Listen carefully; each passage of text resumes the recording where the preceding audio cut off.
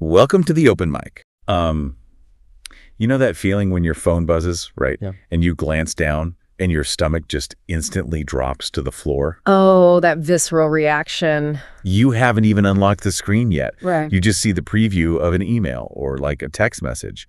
And it starts with those three terrifying words. Save the date. Save the date. Exactly. It's a very physiological response. I mean, it's literally a sudden spike in cortisol. Right.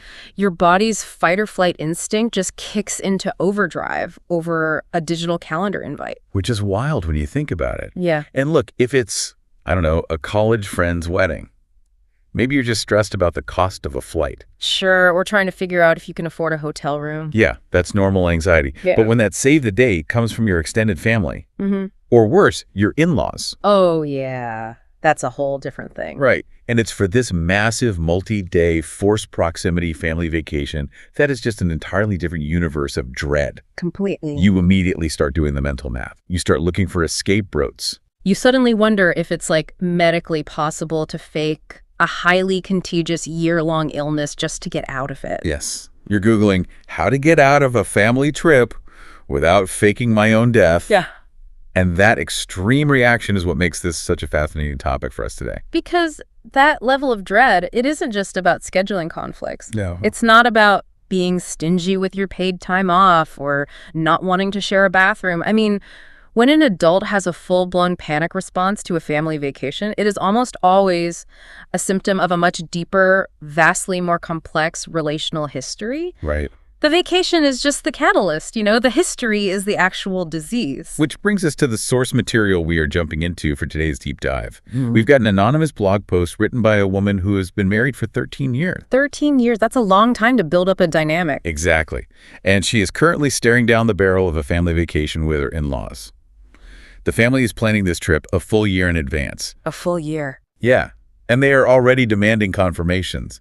And she fundamentally, desperately does not want to go. And what's remarkable about her post, and what we're going to unpack today, is how perfectly it encapsulates a dynamic I see constantly as a professional marriage counselor. So this is right in your wheelhouse. Oh, absolutely. We aren't just looking at someone who gets annoyed by, like, a loud brother-in-law or doesn't care for her mother-in-law's cooking. Right. This isn't sitcom-level annoyance. No, not at all. Our mission today is to examine what is essentially a 13-year case study in severe family dysfunction. We're going to look at the root causes of this strained relationship, the emotional toll of being excluded long-term, and, most importantly, how to maintain personal boundaries without destroying a marriage. So let's start by looking at how she describes the current day-to-day baseline of her relationship with her husband's family. Because on the surface, it doesn't sound like a war zone. Right. It sounds surprisingly quiet. Yeah. She actually describes them as awkward work acquaintances. Which is such an evocative phrase. It really is. She writes that for the past few years, she and her in-laws have, for the most part, been polite. They live in different states, so she really only sees them once a year at Christmas. Just the once. Yeah. Now, if you are listening to this right now and thinking, well, seeing them once a year and being polite sounds like a total win, I really want to push back on that. Because there is a massive illusion there. Exactly. This idea of the polite holiday. The word polite is doing an incredible amount of heavy lifting in her description. Oh, definitely. In healthy relationships, politeness is just the lubricant for social interaction, right? It's a baseline of respect.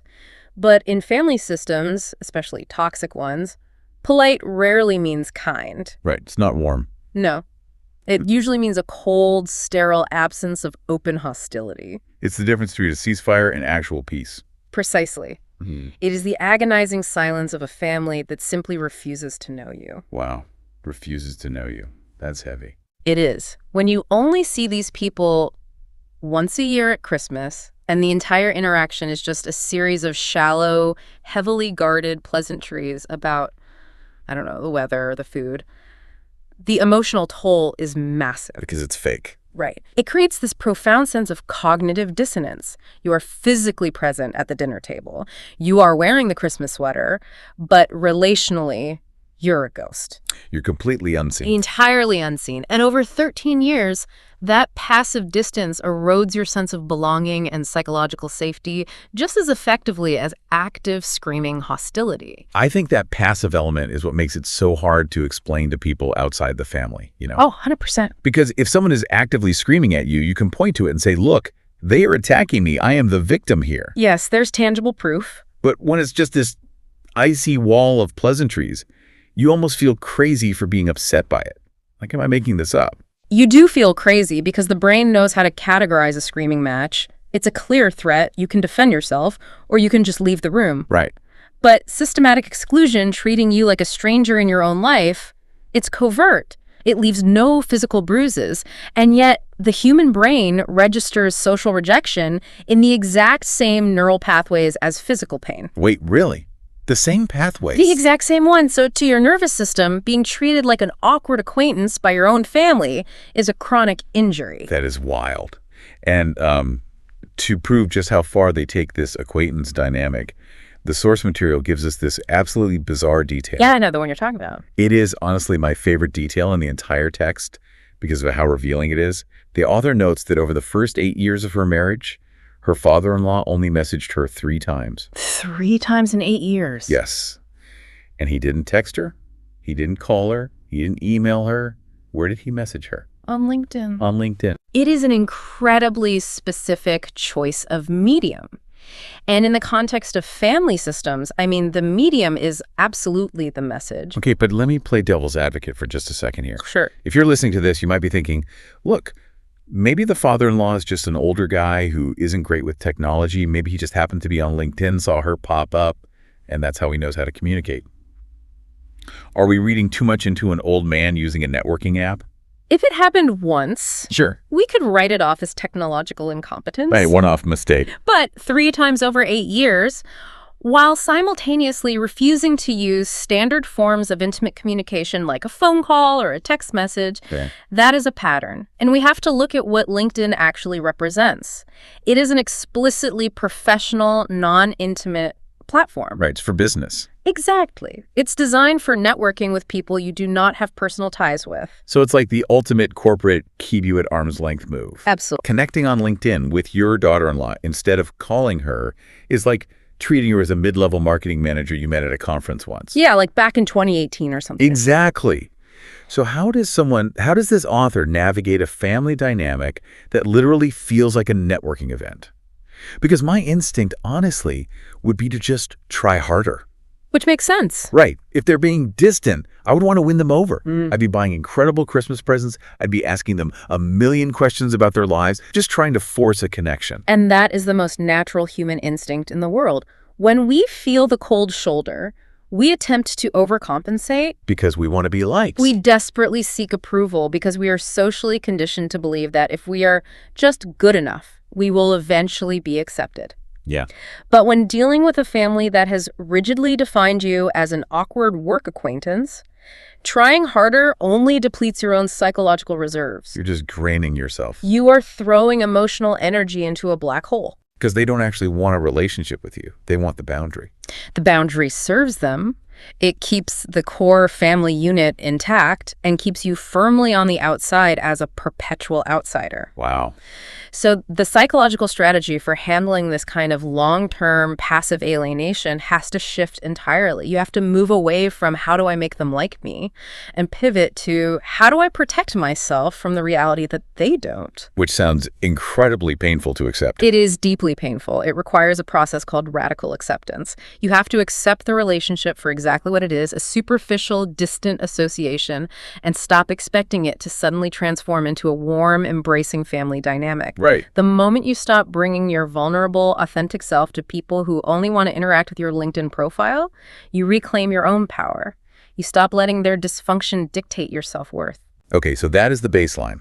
We have this cold, sterile, corporate-level relationship. And if the blog post ended right there, you might think, okay, this is just a case of clashing personalities. They aren't close. It's a bummer, but, it happens all the time. It happens every day. Right. But this brings us to a detail that completely shatters that polite illusion.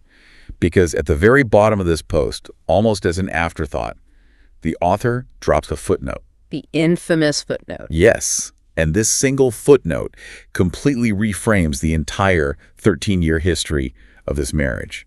It is the smoking gun. This is really the turning point in our analysis. This is where the clinical picture shifts dramatically from passive exclusion to a documented history of active, targeted abuse. Now, before we get into the specifics of this footnote, I want to be very clear with you listening. Good call. The source material outlines some deeply painful realities that this author is living with, specifically regarding race and class.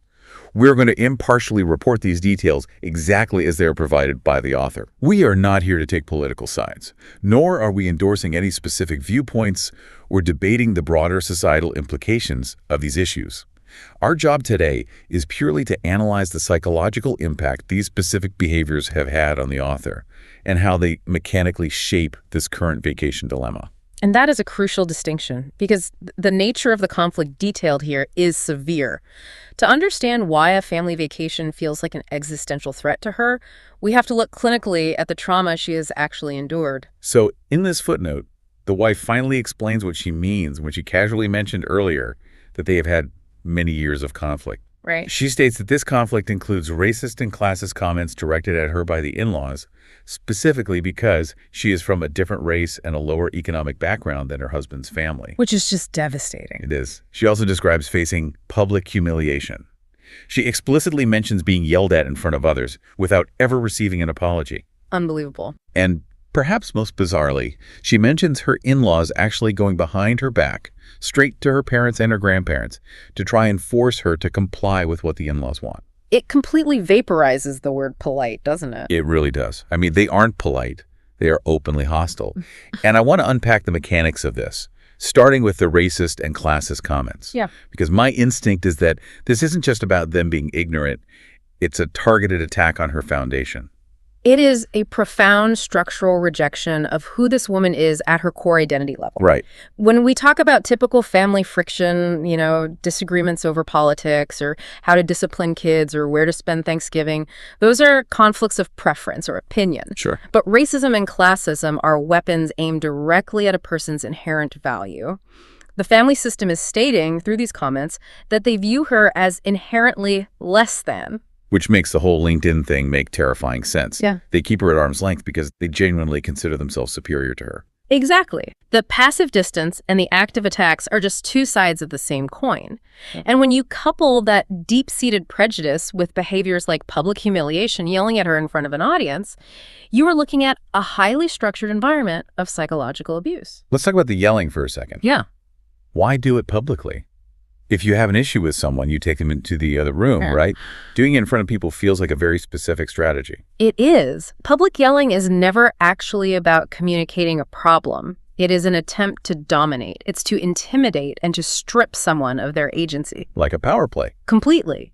By doing it publicly, the abuser is recruiting the audience to bear witness to the victim's subjugation. And the fact that the author notes this is done without apologies tells us everything we need to know about the family's internal logic. How so? They do not view their aggression as a mistake or a loss of temper. They view it as a right. They feel entirely justified in policing her behavior through humiliation. And speaking of policing her behavior, we have to look at the tattling. She says they went to her parents and her grandparents to force her compliance. She is a married adult woman who has been married for 13 years. It's absurd. Who calls a grown woman's grandparents to tell on her. I'm trying to wrap my head around the mechanism here. Are they just blindly lashing out, or is this a calculated move? Oh, it is highly calculated. It's a textbook example of a psychological concept called enmeshment, specifically utilizing triangulation and boundary bypassing. Okay, break those terms down for us. How do those mechanisms actually work in this specific scenario? Well, in a healthy family system, boundaries are recognized and respected. The marital unit, the husband and wife, is the primary boundary. If an in-law has an issue with the daughter-in-law, they address it with her directly or perhaps with their son. Right, stays between the adults involved. Exactly. But triangulation occurs when a person refuses to communicate directly with the person they have a conflict with and instead brings in a third party to form a coalition or exert pressure. So by bringing in the grandparents, they are trying to outnumber her. Worse than that. They're trying to infantilize her. Oh, wow. By going to her family of origin, the in-laws are essentially treating her like a disobedient teenager. They are bypassing the marital unit entirely, acting as if the marriage certificate doesn't even exist, to leverage the authority of her elders to force her into submission. That is so gross. It shows a staggering disregard for her autonomy as an adult. They're saying, we cannot control you, so we will find the people who used to control you and make them do it for us. That is incredibly insidious. It's a complete invalidation of her adulthood. Absolutely. But out of all the horrific things in this footnote, there is one detail that just lodged itself in my brain and refused to leave. The chocolate bar. The chocolate bar, yes. The author casually notes that she is routinely excluded from standard family gift exchanges. Okay, awful, but standard toxic behavior. But then she says that once, for her birthday, her mother-in-law sent her a chocolate bar in the mail that already had a bite taken out of it. In all my years of studying family systems and counseling couples, that stands out as a singularly remarkable act of covert aggression. It's so weird. Who does that? It feels almost cartoonishly evil, like something a Disney villain would do just to be petty. It does feel theatrical. How do you even process opening a package on your birthday, a day that's supposed to be about celebrating you, and finding a half-eaten piece of candy? I want to understand the psychology behind this because it feels like there's so many layers to unpack. Let's pull it apart because you're right, it feels bizarre on the surface, but it is actually a masterful execution of psychological warfare. Let's start with the mechanism of gift giving. A gift is a social contract, right? It represents care, thought, and a recognition of the recipient's value. Sure. When you completely ignore someone's birthday, it's a statement of absence. You are simply saying, I do not care about you. Right. Which hurts, but it's passive. Exactly. But when you take the time to acquire an item, package it, put a stamp on it, and mail it to them, and that item is something you have deliberately damaged or consumed a part of, like taking a literal bite out of a chocolate bar, you are subverting the entire social contract. Oh, man. You are making a profound statement of contempt. Contempt. That's the exact word. It's not just mean, it's dismissive. It is the physical embodiment of contempt. The mother-in-law is using the vehicle of a birthday gift to deliver a targeted emotional wound. The bitten chocolate bar says, I am acknowledging your existence just enough to let you know that I think you are only worthy of my garbage, my leftovers. That is so incredibly dark. It is. But here is where the manipulation becomes truly insidious. It relies on plausible deniability. Explain that. How does she deny sending a bitten candy bar? Covert abusers thrive on plausible deniability because it protects them from consequences. If the wife gets upset and calls the mother-in-law out, or if the husband tries to confront his mother, the mother-in-law has the perfect trap laid. She can just lie about it. She can instantly gaslight them and play the victim. She can cry and say, I tried. I went out of my way to mail her a gift, and she's just being ungrateful. It must have gotten damaged in the mail. Or maybe I just wanted a little taste before I sent it. Why is she making such a big deal out of nothing? Oh, wow. So if the victim reacts to the abuse, the victim looks crazy. Exactly. The abuser gets to inflict pain while maintaining the outward appearance of innocence. It is crazy-making for the victim. So how does this wife heal her personal self-esteem after years of this? Because we are talking about 13 years of racist comments, public screaming, being treated like a child in front of your grandparents, and getting literal garbage in the mail for your birthday. It's a relentless assault. If you were subjected to that for over a decade, how do you not internalize the idea that you are the problem? Healing from this requires a massive paradigm shift. The victim has to systematically dismantle the narrative that they are somehow deserving of this treatment.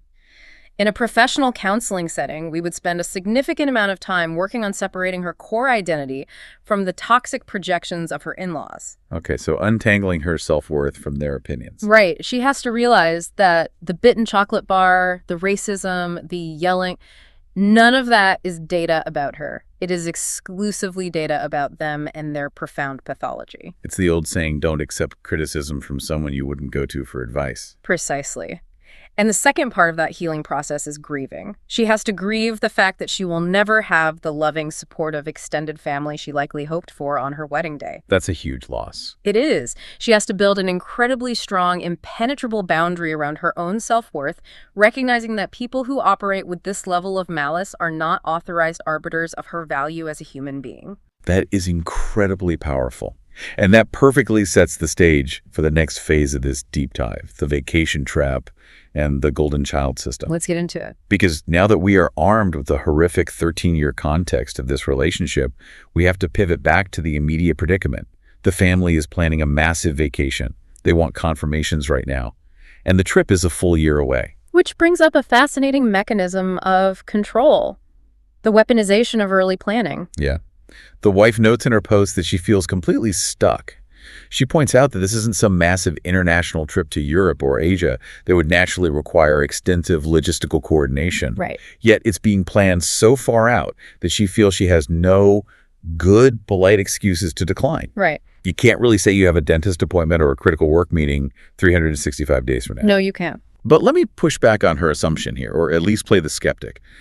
If you're trying to coordinate a vacation for multiple adult siblings, their spouses, and maybe kids, isn't booking a year in advance just a practical necessity? Doesn't everyone have complicated schedules? In a healthy, highly communicative family, booking a year in advance is simply logistics. It's just a practical way to ensure everyone the calendars align. Okay. But when we view this through the lens of a toxic family system, a system that utilizes enmeshment, public humiliation, and covert abuse logistics are almost always weaponized. This is a classic entrapment strategy. How does planning early trap someone, though? By demanding a commitment a year in advance, the family is deliberately stripping away all the socially acceptable, polite avenues of refusal. They know the history. They know the relationship is deeply strained. By setting the trap 365 days out, they are intentionally eliminating the "we're just too busy" excuse. Oh, because if you say no to something a year away, you aren't saying I have a conflict. You are explicitly saying, I just don't want to be with you. Exactly. It forces a confrontation on their terms. They are cornering her. They are daring her to say no, knowing that if she does, it will immediately allow them to cast her as the difficult, uncooperative antagonist who is tearing the family apart. Wow. It is a control mechanism masquerading as proactive event planning. It's like a rigged casino. Ah. They aren't inviting her to play a game she can win. They're inviting her because the house needs her emotional energy to keep the lights on. That's a great way to put it. And speaking of keeping the lights on, we have to look at what they're actually planning to do on this trip. The wife specifically notes that she doesn't want to spend her hard-earned paid time off doing activities geared entirely around what she calls the golden child and her family. Ah, the golden child. Now we are getting into the deep architecture of family systems theory. Okay, I want to explore this thoroughly because my instinct when I hear golden child is just that parents have a favorite kid who gets away with everything. Sure, that's the colloquial understanding. But looking at how this family operates, it feels vastly more systemic than just playing favorites. What is the actual mechanism of a golden child dynamic, and how does it play out in adult family vacations? It is far more complex than just favoritism. In family systems that are dysfunctional or highly enmeshed, parents instinctively assign rigid roles to their children to maintain the family's homeostasis. Wait, homeostasis, explain that concept first. Homeostasis is the tendency of a system to maintain internal stability. Think of a family like a baby's mobile hanging over a crib. All the different pieces are perfectly balanced. Okay. If you pull down hard on one piece, the whole mobile shakes violently, and all the other pieces have to adjust to keep it from snapping. In a toxic family, the balance is often maintained through dysfunction. To keep the mobile stable, the parents assign specific roles. And one of those is the golden child. Exactly. The golden child is the sibling who is idealized. They are viewed as the flawless extension of the parents' egos. Their achievements are magnified, their flaws are erased, and their needs and preferences dictate the family's entire agenda. And the other siblings, what happens to them on the mobile? The other siblings, and by extension, their spouses, they must inhabit opposing roles to maintain the balance. They become the scapegoats, the lost children, or simply the supporting cast. Right. The critical thing to understand about the golden child dynamic is that it fundamentally requires an audience. The golden child cannot shine in a vacuum. A king is only a king if he has subjects bowing to him. So the family system demands that the secondary characters, like this husband and his wife, show up to these vacations not to actually vacation, but merely to act as a supportive audience. That is exactly it. Their presence is required to applaud the golden child, to participate exclusively in activities chosen by the golden child, and to reinforce the family hierarchy. The vacation isn't a time for mutual connection or relaxation. No. It is a theatrical production designed to worship the golden child and validate the parent's ego. So the author is just being forced to use her limited vacation days to play the role of, like, background extra number 4 in her sister-in-law's starring vehicle. It's a deeply exhausting role to play. The wife intuitively realizes that her presence isn't desired for the sake of authentic relationship building. Her presence is required to fulfill a mechanical function within a toxic system. Which is why she states so clearly in the post. She knows that attending this trip won't build new relationships. She knows it will only create opportunities for more conflict. And if I were a counselor, I feel like I would look at that statement and just want to give her a standing ovation for her self-awareness. I absolutely validate her intuition here. A very common struggle for victims of long-term emotional abuse is that they constantly gaslight themselves. Oh, sure. They think, maybe I'm being too harsh. Maybe if I just go on this trip and act perfectly, they will see my value. Maybe being on a beach together will magically fix 13 years of resentment. But it won't. It never does.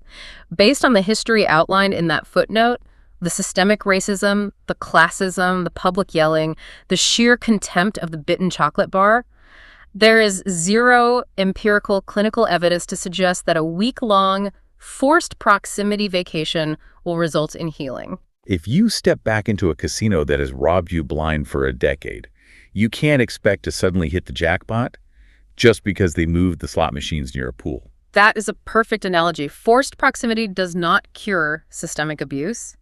It acts as a pressure cooker for it. The stress of travel, the lack of private space, the pressure of family activities, the financial strain, all of these factors lower inhibitions and inevitably increase tension. So it's a guaranteed disaster. Her intuition that this is a recipe for disaster is 100% accurate. Going on this trip would be an act of psychological self-harm. So this brings us to the most critical juncture of this deep dive. If the wife knows with absolute certainty that she cannot and should not go on this trip, how is she handling this with her husband? This is where it gets incredibly tricky. Right, because the real tension here isn't between the wife and the in-laws. The real tension is how this preserves or destroys the marriage. Exactly. This is where the situation shifts from being an in-law problem to a marriage problem. And the mechanics of how the couple navigates this next step will either forge an unbreakable bond between them or create a massive, potentially fatal rift. Well, the author writes that she has already told her husband she is comfortable with him going without her, if he wants to. Now, on the surface, if I'm listening to this, that sounds incredibly generous. It sounds like the high road. It sounds like a mature, enlightened compromise. Ah! I won't stop you from seeing your family. I'm just removing myself. Yeah. But I have a feeling, based on everything we've discussed, that you are going to tell us this is actually a massive trap. It is one of the most common and dangerous traps in these types of marital conflicts. I refer to it as the hall pass trap. While it seems generous to give your spouse permission to attend a toxic family event without you, it almost always breeds deep, silent, devastating resentment. Why? Because secretly she doesn't actually want him to go. Usually, yes. Because by saying, you can go without me, she is forcing him into an impossible loyalty test. Oh, wow. She is asking him to make a choice between standing in solidarity with his abused wife or capitulating to the family system that actively abuses her. If he packs his bags and goes on that trip, how do you think she will feel sitting at home? She will feel completely abandoned. She will feel like he looked at 13 years of racism and public humiliation and decided a week at the beach was more important than her dignity. Exactly. She will feel that he prioritized playing along with his family's toxic theater over protecting his wife's peace. And conversely, if he goes, he is essentially acting as a free agent. He is breaking the team dynamic. So they have to operate as a single unit. Always. When dealing with abusive or highly manipulative family systems, spouses must operate as an indivisible team. They cannot function as independent contractors. If they do. If you act as an independent contractor, the toxic family will effortlessly divide and conquer. They will view the husband's solitary attendance not as a compromise, but as a victory. It will be interpreted as a sign that they have successfully isolated him from his wife, validating their belief that she is the problem. Oh, man. So if he goes, it's a disaster for the marriage. But then we look at the other side of the coin.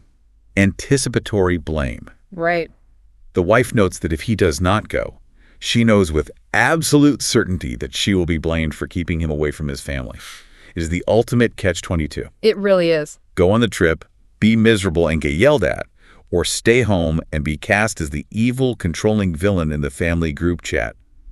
How on earth do they win this scenario? They win by changing the rules of engagement. Right now, the family holds all the power because they are relying on the husband to be passive. Okay. If the wife simply refuses to go and the husband just quietly stays home and says, "Oh, my wife couldn't make it, so I'm not coming," the family will absolutely weaponize that. They will make her the scapegoat. The husband must step up and become an active shield. He literally has to take the bullets for her. He has a fundamental, primary duty to defend his wife against his family's abuse. When he got married, he made a vow to prioritize that relationship above all others, including his family of origin. He has to take complete, unequivocal ownership of the decision not to attend. What does that actually look like in practice? Because it's one thing to say, take ownership, but I want to understand the actual words. If you're the husband, how do you communicate this without throwing your wife under the bus? It requires a massive psychological shift in language. Instead of using passive language like, "my wife doesn't want to go," or No. "my wife feels uncomfortable," which instantly paints a target on her back. Right, because then it's her fault. Exactly. He must use unified authoritative language. He must say, "we have decided not to attend." Or, even better, if he really wants to act as a shield, he takes the full brunt of the responsibility. "I have decided we are not going to be joining you for this trip." I have decided, wow, that completely removes her from the equation. It does. It forces the family to direct their anger and disappointment at him, the son, rather than using the wife as a convenient scapegoat. Partners support their spouses during tense family interactions by bearing the brunt of the familial disappointment. Because he's used to them. Remember, he grew up in that system. His nervous system is adapted to it. He is vastly better equipped to absorb their disapproval than she is to absorb their active abuse. But that has to be incredibly hard for him, too. He's breaking decades of conditioning. It is agonizingly difficult. Breaking away from an enmeshed family feels like betraying your own survival mechanism. But by taking ownership and saying, "I have decided," he draws a rigid steel boundary around his marriage. He signals to his family that their access to him is entirely contingent upon their respect for his wife. And given their history, they have not earned that access. Okay, this is getting incredibly practical, which brings us to the final hurdle. Because it's easy for us to sit here in the studio and say, you just need a unified front. Oh, it's very easy to say. But how exactly does this couple execute the refusal? The family is asking for confirmations right now. And the wife is still panicked because she feels she doesn't have a quote-unquote good, polite excuse. If you are listening to this and dealing with a similar situation, you need to completely erase the concept of a good excuse from your vocabulary immediately. Explain that. Because society trains us from birth to always have an excuse. We're conditioned to do it. If you cancel dinner with a friend, you say you have a migraine. If you miss a meeting, you say you had car trouble. Yeah. You never just look at someone and say, I am not coming. Right. Because in normal, healthy relationships, an excuse is a way to soften the blow of a rejection. It says, I want to be there, but circumstances prevent me.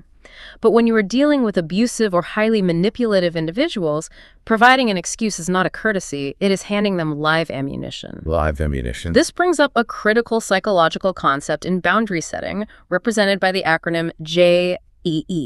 Justify, argue, defend, explain. Couples dealing with toxic in-laws should never J. Okay, justify, argue, defend, explain. Why shouldn't we do that?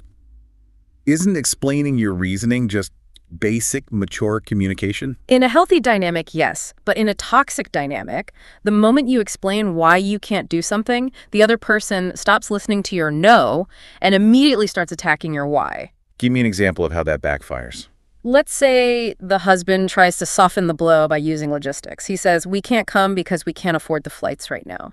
The toxic family will immediately say, no problem, we'll pay for your flights. Oh, I see. If he says, we can't get the time off work, they will say, the trip is a year away. Just ask your boss right now. They have to give it to you.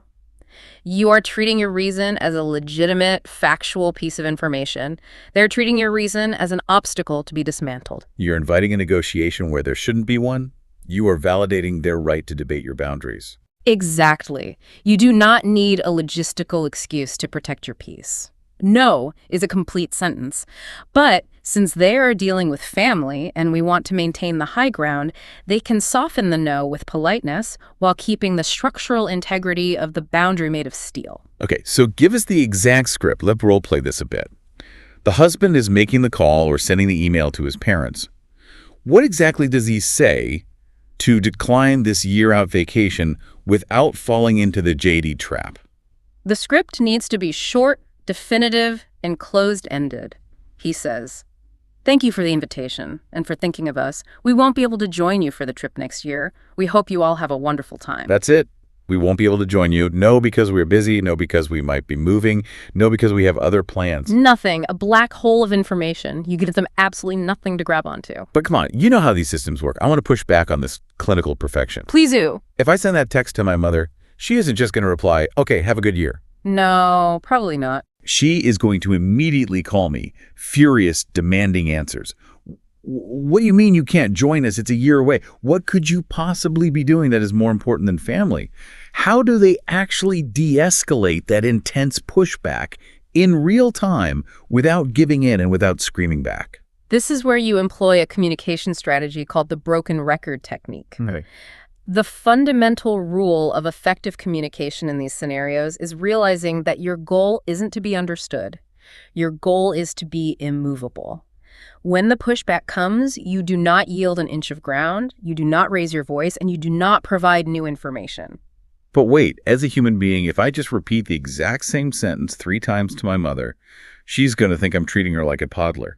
Doesn't that just pour gasoline on the fire? Doesn't that provoke them more? It will initially cause an extinction burst, a temporary spike in their aggressive behavior as they realize their normal tactics aren't working. They will try to provoke you because they want the drama.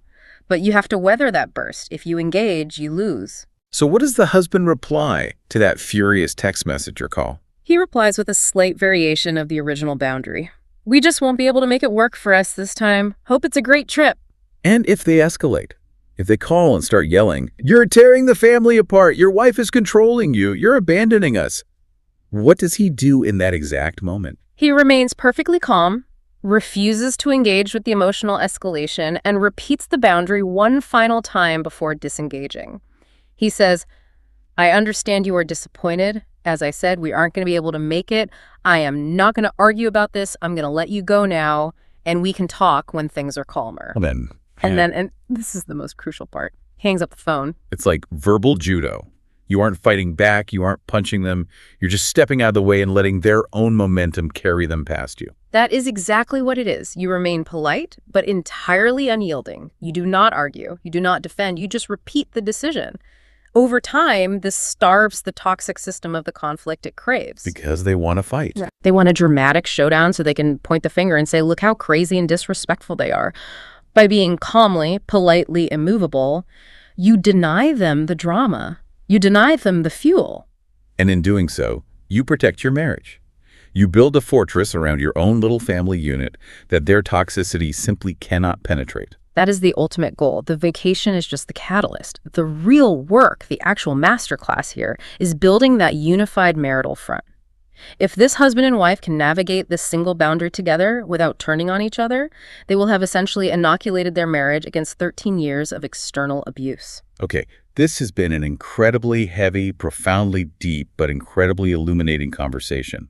We started with what looked like a relatively minor, relatable scheduling annoyance, a save the date for a vacation a year out. But by looking closely at the mechanisms within the source material, we unpacked a massive 13-year history of severe boundary violations. We moved from the chilling, calculated distance of a father-in-law's LinkedIn messages all the way to the deeply disturbing realities of core identity politics, enmeshment, public humiliation, and the covert contempt of a bitten birthday chocolate bar. It's a stark reminder that what presents on the surface as a simple family disagreement or a polite holiday is so often rooted in deeply complex systemic psychological dysfunction. And we arrived at a place of empowered, unified marital decision-making. Absolutely. We explored why the golden child dynamic demands an audience, why early planning is a trap, and why you fundamentally do not need a polite excuse to protect your own mental health. We learned how spouses must act as an indivisible shield for one another against abusive family dynamics, avoiding the JJ trap at all costs. And if there's one overarching thesis to take away from this analysis, it is that preserving the health, safety, and sanctity of your marriage must always, without exception, supersede appeasing a toxic extended family system. Before we wrap this up, I want to toss it back to you for one final thought. For the person listening to this right now, the person who relates to this anonymous author a little too much, who's currently dreading their own upcoming family holiday, or who is dealing with their own version of the awkward work acquaintance in-laws. What is one final provocative thought they can take with them to mull over? I would offer this thought, and it is a difficult one to process, but it is deeply freeing. What if the ultimate goal of adulthood isn't to fix the broken relationship with your extended family? We spend so much time, so much agony, and so many of our psychological resources trying to repair dynamics that are fundamentally structurally shattered.